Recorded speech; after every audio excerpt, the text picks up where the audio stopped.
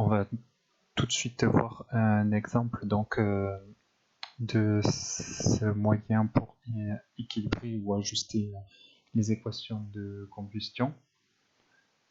Donc prenons la combustion d'un alcane. J'ai choisi ici donc l'éthane. Éthane est 2 carbone, donc C2, et H6 pour les hydrogènes qu'il faut pour compléter cette molécule. Donc j'ai recopié le schéma général, plus O2 qui donne CO2 plus H2O. Et c'est parti, ajustons cette équation. Bêtement, on commence souvent par les carbones. Donc, on a 2 carbones ici.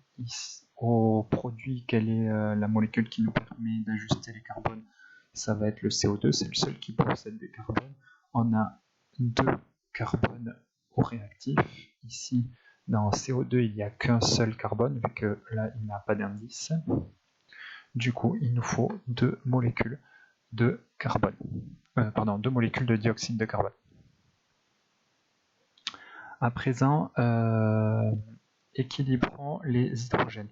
On voit qu'on a 6 atomes d'hydrogène dans la molécule d'éthane. Ici, dans la molécule d'eau, on a 2 atomes d'hydrogène. Donc, pour atteindre 6, 2 fois 3. Comptons à présent les atomes d'oxygène. On en a 3 fois 1, 3. Ici, 2 fois 2, 4. Donc, on a 4 et 3, 7 atomes d'oxygène. Pour atteindre ce 7 ici, 2, il faudrait le multiplier par 3,5. Or, on l'a dit ici en explication, on ne peut pas mettre de coefficients stoichiométriques qui ne sont pas entiers. Et donc, c'est le fameux cas où il faut tout multiplier par 2. Du coup, l'éthane qui, n'ayant rien marqué, avait un coefficient 1, on le passe en coefficient 2. Le 3,5 se multiplie par 2, ça donne 7. 2 fois 2, 4. Et 3 fois 2, 6. Et là, ça y est, on peut revérifier. On a tous nos atomes qui sont parfaitement ajustés. 2 fois 2, 4. 4 fois 1, 4. 2 fois 6, 12 hydrogène. 6 fois 2, 12 hydrogène. 2 fois 7, 14 oxygène. Ici, on a 4 fois 2, 8 et 6, 14 oxygène. C'est bon, chaque atome se conserve, l'équation est ajustée. Petite remarque, on voit que ici, au réactif, on a l'oxygène et on voit qu'ici, au produit, on a de l'eau, H2O. Or, O2 et H2O, c'est quoi? C'est bien le couple oxydant-réducteur dioxygène H2O. Donc on a un oxydant qui s'est transformé en son réducteur conjugué. Du coup, on peut supposer que si lui était oxydant, il a réagi avec un réducteur qui a formé son oxydant conjugué. Du coup, conclusion, les combustions sont des réactions d'oxydoréduction.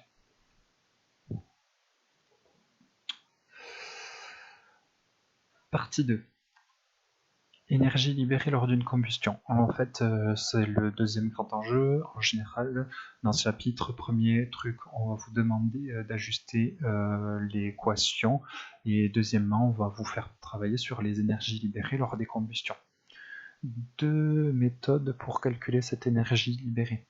Soit on passe par l'énergie molaire de réaction, qui fait donc l'objet de notre petit 1. Définition, l'énergie, c'est l'énergie libérée par la réaction d'une mole de réactif étudié. Assez simple. Du coup, elle s'écrit E-mol et elle est en joule par mol, vu que c'est l'énergie libérée. Une énergie, c'est toujours en joule par mol de réactif qui a réagi.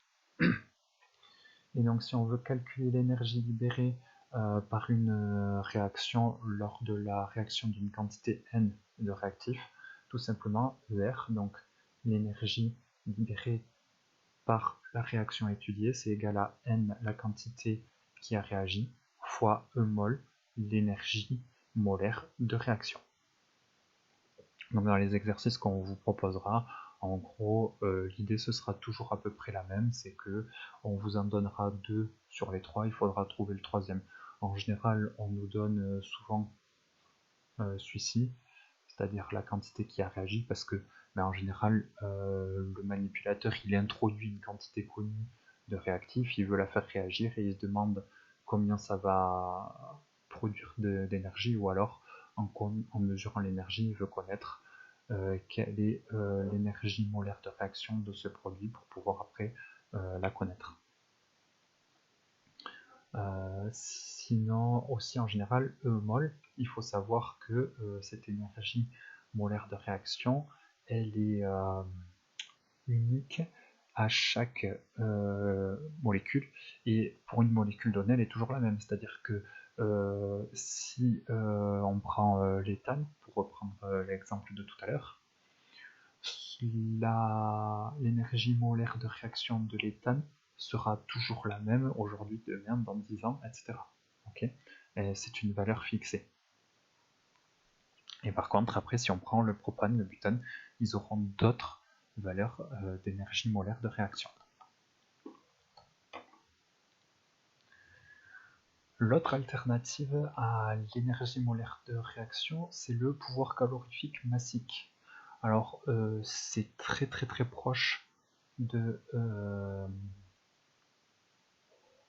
l'énergie molaire de réaction, parce que vous voyez, c'est donc l'énergie libérée par la réaction d'une masse donnée de réactif. Alors, j'ai pas mis d'une mole comme tout à l'heure, j'aurais pu mettre d'un kilo ou d'un kilogramme ou d'un gramme. En général, c'est d'un kilogramme, mais attention, l'unité peut varier, des fois ça peut être en fonction d'un gramme. Donc c'est pour ça que j'ai mis un truc général avec d'une masse donnée. Et du coup, on le note PC pour pouvoir calorifique. Et vous voyez que l'expression est sensiblement la même. On a ER qui est égal à non plus la quantité mais la masse, et c'est pas multiplié par l'énergie molaire de réaction mais par le pouvoir calorifique. Attention, j'ai remarqué une petite erreur ici, hein, c'est PC. Vous faites attention quand vous recopierez votre cours. Et vous voyez que l'unité est pas la même. Tout à l'heure, on avait, je reviens à la diapo précédente, une énergie molaire de réaction qui est en joules par mol, alors que pour le pouvoir calorifique, on a un pouvoir calorifique en kilojoules par kilogramme. Et du coup, si on nous donne le pouvoir calorifique en kilojoules par kilogramme, forcément il faut que l'énergie de la réaction tout entière soit en kilojoules. Après là j'ai fait ce choix de mettre kilojoules par kilogramme et donc kilojoules, mais vous vous adapterez à l'exercice, parfois ce sera juste des joules par kilogramme et du coup l'énergie de réaction sera en joules, etc. De la même manière que si vous avez un pouvoir calorifique en joules par gramme, du coup il faudra mettre la masse en grammes. Bref, le tout c'est d'avoir les trois qui sont cohérentes. Et là, même chose qu'avant, on vous en donnera 2 sur 3, il faudra trouver la troisième en utilisant un petit produit en croix.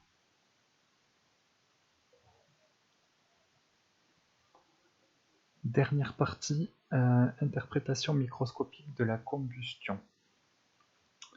Alors, c'est ce petit schéma qui résume. Ok, par exemple, si on prend le cas du méthane, CH4, il va réagir avec 2 molécules de dioxygène pour former une molécule de dioxyde de carbone et 2 molécules d'eau. Mais comment ça se passe entre le début et la fin? Alors, n'oubliez pas que là, c'est un modèle que je vous présente, hein, et que c'est pas forcément la réalité, mais en tout cas, ça explique bien ce que nous, on peut observer à l'échelle macroscopique, à notre échelle de l'œil. Donc, c'est pas exactement ce qui se passe, mais ça explique bien les phénomènes. Donc, on peut imaginer qu'en fait, ici, toutes les liaisons, elles vont se rompre, et qu'on aura donc chaque atome qui va être détaché pour ensuite aller se rattacher avec d'autres atomes différents. et ça va nous donner les molécules des produits.